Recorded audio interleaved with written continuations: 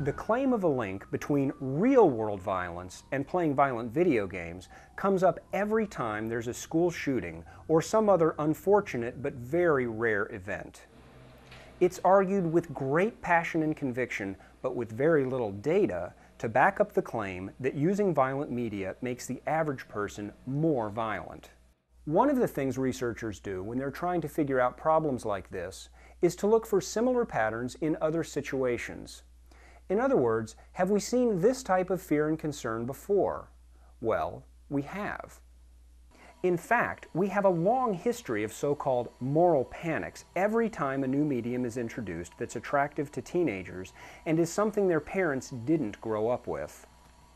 In the 1950s, grave concerns about crime comic books led to similarly impassioned claims about their effects on young readers. There were even hearings on the topic in the U.S. Senate. Today, these comics are collector's items. In the 1930s, there was an international uproar over how gangster films would lead teenagers into a life of crime.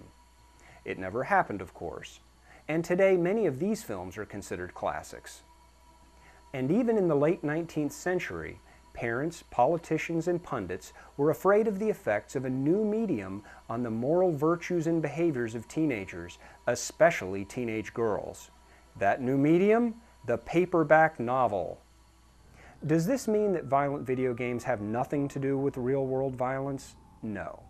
But it does mean that it isn't a simple relationship, especially since most teenagers today play violent video games and don't have behavioral problems.